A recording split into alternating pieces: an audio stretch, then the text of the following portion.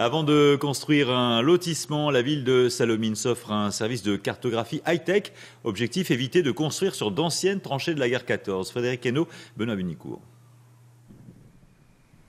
De ce que l'homme a fait du bassin minier, il y a ce qu'on voit et ce qui reste caché sous terre. Plus pour longtemps. Il suffira d'une machine, un quad équipé de matériel de cartographie pour révéler les secrets de ce terrain vague. C'est une méthode électromagnétique, donc on envoie une onde dans le sol. On fait une mesure tous les 10 cm et on passe tous les mètres. Donc là, un petit trait, c'est une bande d'1 mètre de large en fait. Donc, et on passe de façon exhaustive sur toute la zone.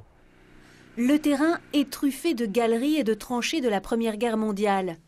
Auguste Acribi s'en souvient. Dans les années 30, il était enfant. Il jouait avec ses copains dans les anciennes tranchées. On descendait à peu près une vingtaine de mètres. Et ça descendait comme ça, peut-être 5-6 mètres. Et après, le tranché, puis après, ça allait comme ça. Mais un jour, la galerie s'est effondrée. Heureusement, les enfants n'y étaient pas. On n'a pas dit à nos parents, à personne qu'on allait là-dedans, parce qu'on aurait dérouillé, parce que c'était dangereux, quoi. Hein. C'est le problème de ces galeries militaires. Même si elles ont été comblées, 100 ans après, parfois, le sol s'effondre, comme ici, à Annay-sous-Lens en 2012. Ici, ce qui est intéressant aussi, c'est ces zones-là, un peu larges, qui font une petite dizaine de mètres. Et ça, sur le terrain, on a observé qu'il y a des effondrements juste à ces niveaux-là.